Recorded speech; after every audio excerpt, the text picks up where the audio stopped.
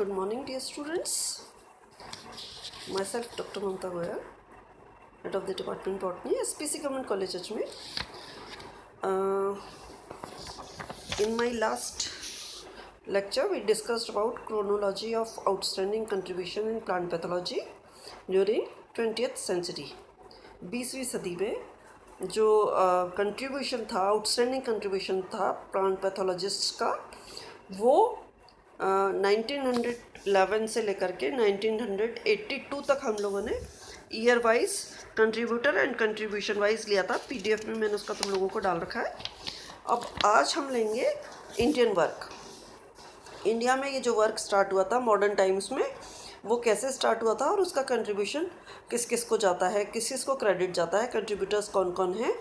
तो सबसे पहले हम अगर मॉडर्न टाइम्स की बात करें तो D Cunningham and A Barclay, इन्होंने 1850 टू 1875 इन्होंने सबसे पहले फंजाई के ऊपर काम किया था, और वो फंजाई के ऊपर इन्होंने मेनली किया था identification of fungi in India. Indian work की बात कर रहे हैं तो इन्होंने identification of fungi in India किस किस ने, D Cunningham and A Berkeley.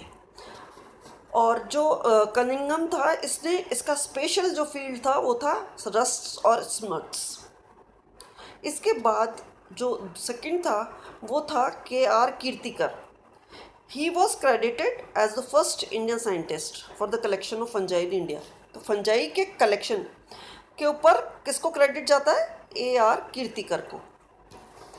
लेकिन अगर हम बात करें कि पैथोलॉजी फ्लरिश कब से स्टार्ट हुई होना इंडिया में, तो सबसे पहले दिमाग में हमें आएगा Indian agriculture research institute eight Pusa, Bihar.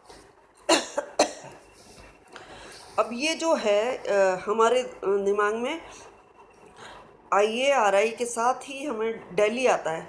It is now at new Delhi. पहले ये कहाँ था? पहले पूसा बिहार में था, अब ये it is now at new Delhi. तो ये जो था IARI, इसमें फाइनेंशियल जो असिस्टेंस थी ये अमेरिका से मिलने लग गई, और इसके बाद इसमें अच्छा सा काम स्टार्ट हो गया। ये जो इंस्टीट्यूट थी IARI, ये पहले चलती थी बिहार में, पूसा बिहार में थी ये, और वहाँ से ये दिल्ली में शिफ्ट हो गई क्योंकि वहाँ पे 1934 में अर्थक्वेक आ गया था बिहार में। तो उस अर्थक्वेक के बाद it was shifted to Delhi, और इसके बाद ही ये बहुत पॉपुलर हो गई IARI, Indian agriculture research institute के नाम से। यहाँ पे IARI में सबसे पहले जिसने काम किया उसका नाम है एडविन जॉन बटलर।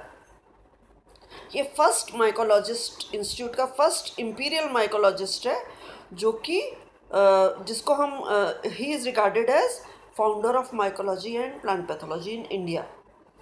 अगर हम फाउंडर की बात करें कि फाउंडर कौन है माइकोलॉजी का और प्लांट पैथोलॉजी का इंडिया में, तो सीधे हमारे दिमाग में E.J. बटलर का नाम आता है, जो कि माइकोलॉजिस्ट था IARI में।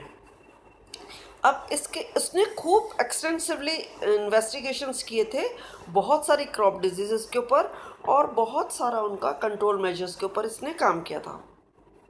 बहुत सारी इसने जो डिजीज़ स्टडी की थी बटलर ने, उसमें जो कॉमन डिजीज़ हैं वो हैं wilt of pigeon pea and cotton.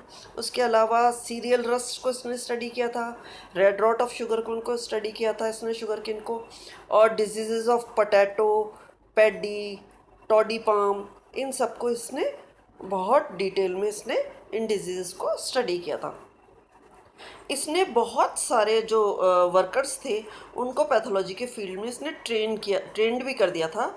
और क्योंकि जब इसका स्टे था इंडिया में, इसका स्टे इंडिया में रहा है करीब करीब 20 ईयर्स तक, तो जब इसका स्टे इंडिया में था तो इसने बहुत सारे वर्कर्स को प्लांट पैथोलॉजी में ट्रेंड कर दिया। और इसके बाद अगर हम इसको कहें कि इसके ब्रिलियंट कैरियर का चरम बिंदु क्या है या कल्मिनेशन पॉइंट इसका क्या है बटलर का, तो हमारे दिमाग में सीधा एक किताब आती है जिसका नाम है fungi and disease in plants.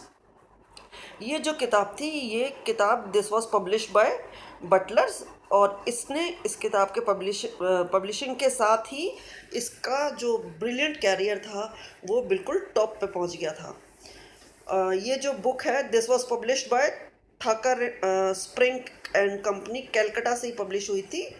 और इस ये जो बुक है ये Butler book is credited to be the first text book on plant pathology published in India. तो ये उस टाइम की पहली किताब है पैथोलॉजी की जो कि इंडिया में पब्लिश हुई थी। इसके अलावा जो इंडियन पैथोलॉजिस्ट हैं बटलर के कंटेम्प्ररी हम कह सकते हैं, उसके समकालीन हम कह सकते हैं, उनको भी हमको नोट करना चाहिए कि वो कौन कौन से थे बटलर के साथ साथ ही उसी समकालीन में। तो उस टाइम अगर हम याद करें तो वो है जहांगीर फरदुंजी दस्तूर। इसने काम किया था 1886 से 1991 तक। He was the first Indian plant pathologist who made detailed study of fungi and plant diseases, and he is noted for his work on Phytophthora parasitica. और इसके अलावा he is noted also for the various aspects of late blight of disease of potato. तो दो के ऊपर इसने बहुत काम किया था, फाइटोप्थोरा पैरासिटिका पे और late blight disease of potato के ऊपर। तो ये उसका कंटेम्प्रेरी था और इसने भी बहुत अच्छा काम किया था। और इसके साथ ही हम एक और को याद कर सकते हैं, वो है J.F. Shaw. J.F. Shaw he is known for his brilliant investigations on diseases caused by sclerotial fungi. Sclerotial fungi के में जो डिजीज़ हुई थी उसके थ्रू जो डिजीज़ हुई थी उनके ऊपर J.F. शॉ ने वर्क किया था। तो ये उसके कंटेम्प्रेरी वर्कर थे। और इसके साथ ही अगर हम और भी याद करना चाहें तो G.S. कुलकर्णी जो है he is known for his studies on downy mildew of bajra and jowar. और इसके साथ ही इसने काम किया था स्मट्स ऑफ ज्वार के ऊपर। तो G.S. कुलकर्णी को याद कर सकते हैं। और याद करना चाहें तो हम Ajrekar for his work on wilt of cotton, उसको हम अच्छे से वो कर सकते हैं, रिमेंबर कर सकते हैं, समकालीन था इसका। स्मट ऑफ शुगर पे भी इसने काम किया था, शुगरी डिजीज़ ऑफ सोरगम पे भी इसने काम किया था। और इसके बाद हम लास्ट अगर उसका समकालीन अगर हम याद करना चाहें, उसका कंटेम्प्रेरी हम याद करना चाहें तो वो है AC Tunstall for studies on disease of on tea के ऊपर डिजीज़ पे इसने टुनस्टॉल ने काम किया था। तो हम साथ के साथ हमने बटलर के साथ साथ हमने उसके कंटेम्प्रेरी जो वर्कर्स थे इंडियन, उनको भी हमने इक्वल वेटेज दे करके उनको भी क्रेडिट है क्योंकि उन्होंने बहुत काम किया है।